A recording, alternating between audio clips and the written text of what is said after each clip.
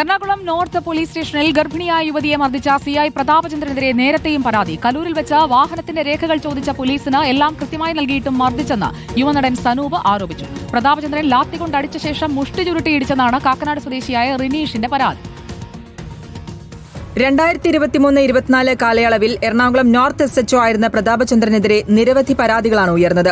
വാഹന പരിശോധനയ്ക്കിടെ പോലീസിനെ ആക്രമിച്ചെന്ന പേരിലാണ് യുവനടൻ സനൂപിനെ ദേശാഭിമാനി റോഡിൽ വെച്ച് പോലീസ് കസ്റ്റഡിയിലെടുത്തത്.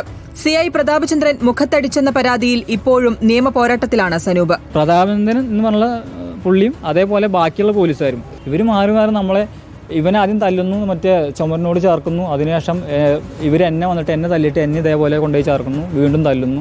നോർത്ത് പാലത്തിന് താഴെ വിശ്രമിക്കുകയായിരുന്ന സ്വിഗ്ഗി ജീവനക്കാരനായ റിനീഷിനെ പ്രതാപചന്ദ്രൻ ലാത്തി കൊണ്ട് അടിച്ച ശേഷം മുഷ്ടി ചുരുട്ടി മുഖത്തടിച്ചെന്നും പരാതിയുണ്ട്. ഞാൻ പറഞ്ഞു എന്തിനാ എന്നെ തല്ലണേന്ന് ചോദിച്ചപ്പോൾ മുഷ്ടി ഉരുട്ട് മുഖത്തിട്ടടിച്ചായിരുന്നു. നമ്മുടെ അടുത്ത് ചോദിച്ചുകൊണ്ടിരിക്കണതിന്റെ ഇടയിലാണ് ഇയാൾ തല്ലണത്.